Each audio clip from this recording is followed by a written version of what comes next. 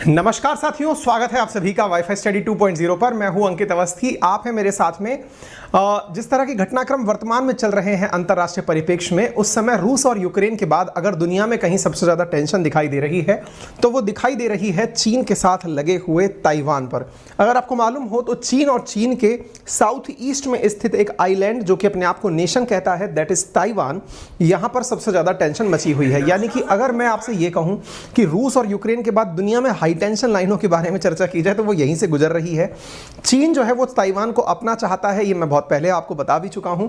ये चाहता है कि ताइवान जो है वो उसके साथ हो और इनको दुनिया मान ले कि ये दोनों एक ही हैं। इसी को ध्यान में रखते हुए वन चाइना नाम से एक पॉलिसी लॉन्च की गई है। चीन और ताइवान के बीच में जो पानी है उसको ताइवान स्ट्रेट के नाम से जाना जाता है। ताइवान स्ट्रेट का मतलब ताइवान जल संधि के नाम से जाना जाता है, जो कि इन दोनों के मध्य से होकर गुजरती है। सामान्यतया इस स्ट्रेट को चीन और ताइवान अपने अपने व्यापार के लिए उपयोग में लेते हैं। यदि आप इसे और ध्यान से देखें तो आप समझ पाएंगे कि चीन के दक्षिण में स्थित साउथ चाइना सी और चीन के पूर्व की तरफ स्थित पैसिफिक ओशन, यदि किसी को पैसिफिक ओशन तक जाना है तो लोग सामान्यतया ताइवान स्ट्रेट का रास्ता ना लेकर उसके दक्षिणतम स्थित एरिया से होकर निकलना प्रीफर करते हैं। जनरली ये वाला जो सामान्य क्षेत्र है यह चीन और ताइवान के द्वारा संयुक्त रूप से पेट्रोलिंग के उपयोग में लिया जाता है, या फिर यहां पर छोटे वाहन निकलते हैं, यानी कि छोटे जहाज होकर के यहां से पास होते हैं। वर्तमान टाइम पर जब आप लोगों ने बहुत सारी घटनाएं हमारे साथ डिस्कस की, जिसमें आपको याद होगा कि अमेरिका ने चाइना के लाख मना करने के बावजूद नैन्सी पेलोसी को यहां पर भेजा था। आपको याद होगा यूएस हाउस स्पीकर थी जो कि ताइवान की यात्रा पर गई थी। बवाल क्या था तो वो मैं पहले भी बता चुका हूं कि ताइवान के अंदर अमेरिकी प्रतिनिधि का आना चाइना की नज़र में ताइवान को अलग महत्व देना है, जबकि चाइना चाहता है कि ताइवान और चाइना एक ही कंसीडर किए जाएं। यानी नैन्सी पेलोसी चाइना आए ना कि ताइवान जाएं।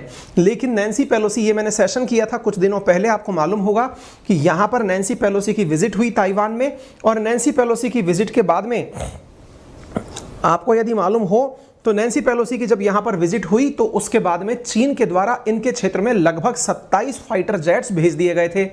इसी प्रकार से आपको यह भी मालूम होगा, मैंने आपको बताया था कि नैन्सी पेलोसी की विजिट तो एक अवसर था, उसके बाद में लगातार अमेरिका के द्वारा एक महीने में 3 बार यूएस लॉ मेकर्स को ताइवान भेजा गया। यूएस लॉ मेकर्स में तीसरी बार जो यूएस लॉ मेकर गए हैं यहां पर वो इसी महीने गए हैं। यानी कि ताइवान में बार बार अमेरिका के द्वारा इंटरफेयर किया जा रहा है, या फिर ये कहिए कि ताइवान को एक अलग महत्व दिया जा रहा है। अमेरिकी प्रतिनिधि यहां पर तीसरी बार जाकर आए हैं। आपको यह भी याद होगा, हमने बताया था कि चीन के द्वारा यहां पर बड़ी मात्रा में ताइवान को घेरने के लिए युद्ध अभ्यास किया जा रहा था। यदि ये सारी बातें आपको रिकॉल हो गई हैं तो अब उससे आगे की बात जान लीजिए। उससे आने की बात यह है कि जब चीन के द्वारा ताइवान को चारों तरफ से घेरा जा रहा था और एक इस प्रकार की ड्रिल की जा रही थी जिसे युद्ध के बराबर ही माना गया था, मैंने उस सेशन को युद्ध अथवा युद्धाभ्यास नाम दिया था, क्योंकि चीन के द्वारा ताइवान के टेरिटोरियल वाटर तक पहुंचने का प्रयास किया जा रहा था। महज 16 किलोमीटर दूर तक चीन रह गया था ताइवान से, इतनी ज्यादा उन्होंने अपनी नेवी ताइवान के चारों तरफ भेज दी थी। अमेरिका ने ना केवल अपने प्रतिनिधियों को यहां भेजा, बल्कि एक कदम और जाते हुए, यहां पर आप न्यूज देख सकते हैं, द हिंदू की है, ताइवान के डिफेंस मिनिस्टर ने कहा है कि उन्होंने हाल ही में 21 चाइनीज एयरक्राफ्ट और 5 चाइनीज शिप जो हैं उनको ताइवान के आसपास काम करते हुए देखा है। यानी कि एक प्रकार से चाइना जो है वो ताइवान के चारों तरफ पूरी तरह से गढ़ और गश्त जमाए बैठा है। इस बात को देखते हुए अमेरिका ने ड्रैगन को उसी की भाषा में जवाब देने का निर्णय लिया, और इसको देखते हुए अमेरिका ने इस ताइवान स्ट्रेट में अपने 2 जंगी जहाज भेज दिए। अभी तक ऐसा नहीं हुआ था। अमेरिका के द्वारा ताइवान स्ट्रेट में सामान्यतया छोटे वाहन ही गुजार करके रास्ते पास किए जाते थे। अब जो भेजी चीज गई हैं वो ऐसे जहाज हैं पानी के जिन पर सैकड़ों की संख्या में हेलीकॉप्टर और फाइटर जेट खड़े हुए हैं। एटमी हथियार से लैस होकर के फाइटर जेट को रखे हुए ये वाहन यहां से गुजर रहे हैं। यानी कि एक तरह से ये समझ लीजिए कि इस तरह की जो दखलंदाजी है अमेरिका के द्वारा ताइवान स्ट्रेट में इससे पहले नहीं की गई थी, क्योंकि अमेरिका हमेशा ही एक प्रकार से प्रोवोकेटिंग कार्य तो करता रहा, डिफेंसिव काम कभी कुछ नहीं किया। अब उसने ताइवान स्ट्रेट में अपने जहाज पहुंचा दिए हैं, और वो जहाज केवल इसलिए पहुंचाए गए हैं ताकि चीन के दिमाग में से ये भी भ्रम निकल जाए कि अमेरिका उसकी सैन्य ताकत को देखकर डर गया है। इसी को ध्यान में रखते हुए एटमी हथियारों से लैस यूएस नेवी ने अपने वाहन यहां भेज दिए हैं। अब एक बड़ा सवाल बनता है कि ताइवान स्ट्रेट में क्या भेज सकता है क्या यूएस अपने जहाज? बिल्कुल भेज सकता है। इसके पीछे का भी कारण जान लीजिए। देखिए, यूएस जो है वो इस चीज का हमेशा ही हिमायती रहा है कि दुनिया में जो समुद्र हैं वो पूरी तरह स्वतंत्र हैं, उन समुद्रों के ऊपर किसी का भी कब्जा ना हो। और इसी को ध्यान में रखते हुए यूनाइटेड नेशंस के द्वारा लॉ बनाए गए हैं समुद्र को लेकर के, जिसे आप यूएन क्लॉज के नाम से जानते हैं। इसका प्रयास ही यह रहता है कि दुनिया भर के जितने भी देश हैं वो सभी देश जितने भी प्रकार के मार्ग हैं उन सब पर संयुक्त रूप से गश्त कर सकें, विजिट कर सकें। लेकिन चीन के द्वारा दक्षिण में स्थित ताइवान को, दक्षिण पूर्व में स्थित ताइवान को और दक्षिण में स्थित साउथ चाइना सी को अपनी बपौती समझे जाने के बाद से अमेरिका लगातार उन क्षेत्रों में अपनी सैन्य गतिविधियां करता रहता है, जिससे लोगों को यह विश्वास रहे कि यह किसी का हक नहीं है।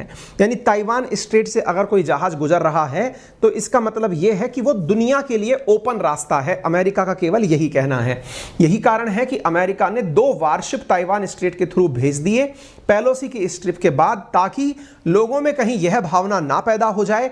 आप देख सकते हैं वाशिंगटन पोस्ट की खबर आपके सामने है कि defying Chinese pressure US warship sail Taiwan strait, यानी कि यह दिखाने का प्रयास है कि कहीं आप ये ना विश्वास करने लग जाएं पूरी दुनिया के लोग कि ताइवान स्ट्रेट तो जो है वो केवल चीन का एक अधिकार है, उसमें कोई और प्रवेश नहीं कर सकता।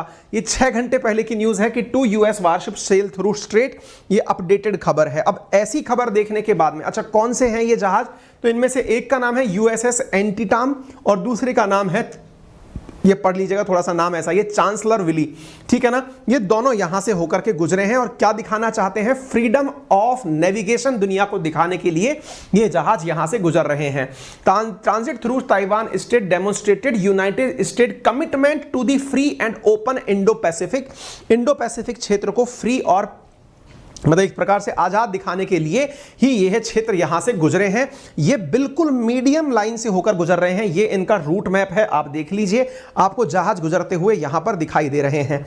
चीन की इस ईस्टर्न एरिया में ईस्टर्न कमांड है, उसने ईस्टर्न कमांड ने अपने आप को हाई अलर्ट पर डाल दिया है कि हमारे ऊपर कभी भी यूएस के द्वारा हमला किया जा सकता है। इस प्रकार से गतिविधियों का आप देख सकते हैं।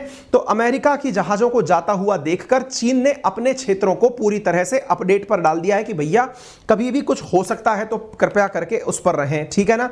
तो Chinese military eastern theatre command said it was monitoring the US naval movement ready to thwart any provocation। अब मतलब ये लिख रहे हैं कि हम अपने ऊपर अगर कोई भी हमला हुआ तो उसके लिए तैयार हैं, बजाय ये कहने के कि हम यहां से क्यों गुजरने देंगे, है ना।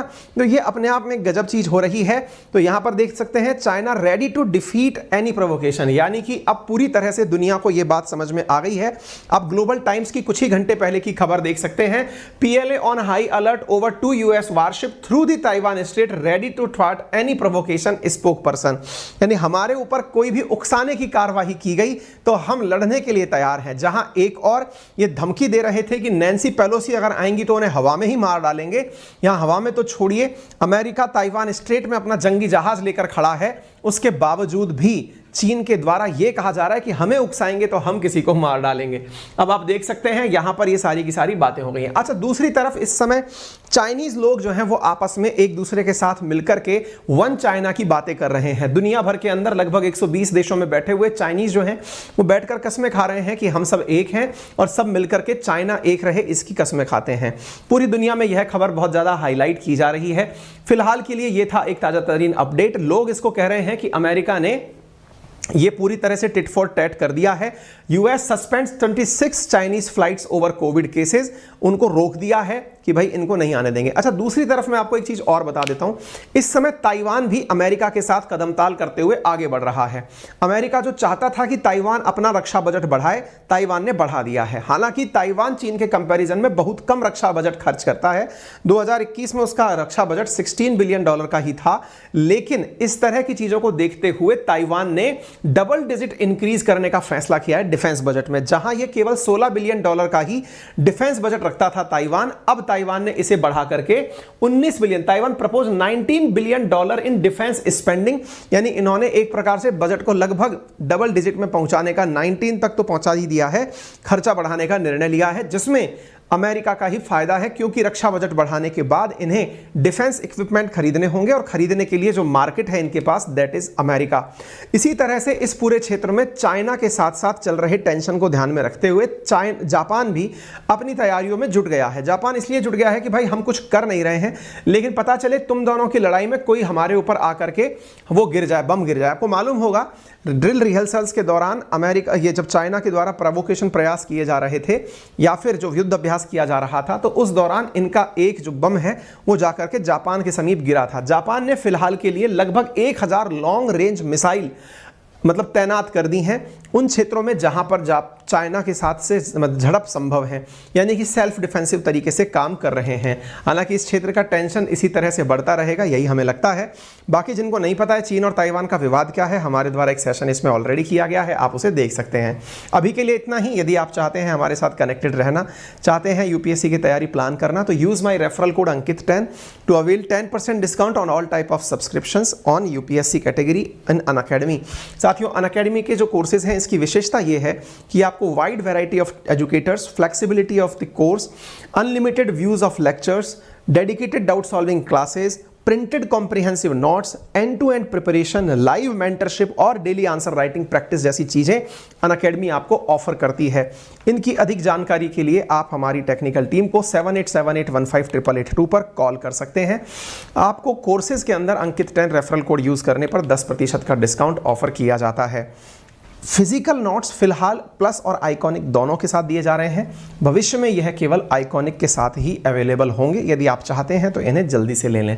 कोर्स परचेज करने के लिए लोन फैसिलिटी भी अवेलेबल है, आप उसका यूज़ कर सकते हैं। फिलहाल के लिए इतना ही। अपना ख्याल रखें। धन्यवाद।